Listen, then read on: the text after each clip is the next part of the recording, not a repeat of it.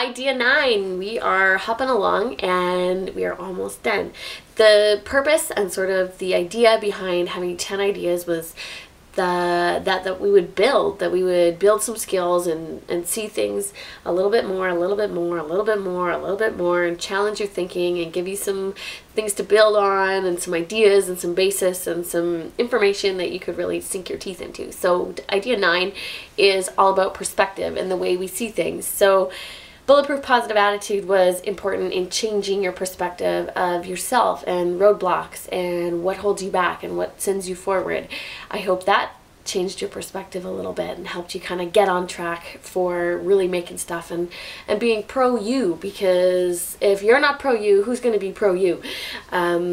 So that was one thing. Changing your perspective with the coffee drawing, changing your perspective with some of the definitions of creativity, changing your perspective with using those oil pastels or crayons or playing the game, or there were so many different ways that I wanted you to just sort of take a look at things differently. Drawing with your left hand for the self-portraits, that was just another way of changing your perspective. Often we approach things from the same angle, and that gets boring and old, and who wants to do that all the time? So today we're really going to question how we see what we see, why we look from the same way, and we're going to look for inspiration and creativity and awesomeness in the everyday. So completing the task, we're going to pick one of the words from your literal self-portrait. I don't care what your word is. I wouldn't pick like a 350 letter word, because this is just going to make the task incredibly enormous for you. So pick a nice, tight, awesome word. Don't pick, fear or doubt or, something ridiculous like that. Pick something really motivating and positive. What you're going to do is travel around in your life and look for letters in other things. So maybe the shape of a swing set is an A. Maybe you'll find a wheel or something and that's an O. I want you to be really creative, and I want you to just be functioning with your eyes on, with your brain on, with your sense of perspective, open to all kinds of different things. There's letters everywhere. I don't really want you to take a picture of an E and a sign and use that. It's too obvious. Come on, I know it's an E. So I want you to keep your eyes open. It doesn't have to be exactly an F, but some kind of shape that falls into some kind of line with the right light that just sort of gives the impression of an F. Perfect. I want you to get your words spelled out. So that's completing the task today. Fun. I really like this one. The Ready, Set, Create. This is a good one too. I'm going to get you to find a piece of tracing paper. If you don't have tracing paper, bond paper is fine. The computer paper is fine.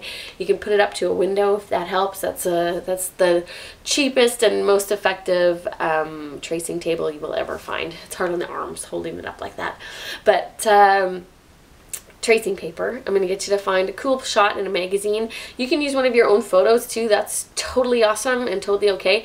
The reason I would say go magazine first is that when you do the tracing on top, the stuff that I want you to do, it will leave dents in your photograph. So if you're okay with dents in your photograph, then by all means go for it. But if you're, you want to try some practice ones with a magazine, go for it. So cool magazine shot, something with a lot going on. I want you to put your tracing paper over. I want you to get your black pen or some kind of darker, thicker line. I want you to trace out some element of that magazine page that inspires you. So I don't need you to go crazy and do everything, but I want you to get sort of the base idea or something that inspired you from that entirely busy picture. You're going to do like a rectangle around it. You're going to go in and trace out whatever it is you want. Then you're going to find your pencil, crayons, pastels, whatever the heck it is you have, and you're going to add some color. Tracing paper loves white crayons, white oil pastels, white pencil crayons, all of those kinds of things. Color it up. You don't have to add full color. You can add just, sparing color. Just add some color where you want. If you are daring enough, add a bit of your poem from Idea 8. That would be cool too. When you're done, you're going to find some kind of patterned paper or craft paper or something to put underneath your tracing paper. You're going to find a stapler, staple it together. Ta-da! You've just made tiny art, and it's awesome. So yay, this is definitely one of my go-tos and one of my most favorite things to do. Grab that tracing paper and get at it. For the little bit of something extra today, I'm going to get you to make 6 squares. 6 of them. You could do 8 if you want. I don't care. You do as many as you want. But what I want you to do is color all 6 squares. I don't think you should work this big. I think you should sort of work nice and tight. Maybe like a 3x3 or 2x2 even square. I want you to do 6 squares. I want you to look at them as 6 individual pieces.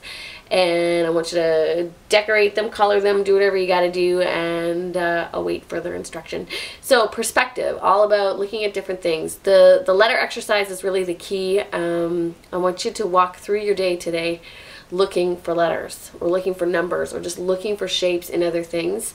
It's sort of a great way to solve problems, right? It's just looking at something you see every day and seeing something different. That was a lot of the theme in your creativity definitions, so let's do that. Let's spell some words with pictures today. If you don't have a camera, you can sketch. You can do whatever else it is that you need to do. Camera does work best with this one. Any kind of old camera will do, it doesn't matter. So looking at things differently, that's perspective. Go.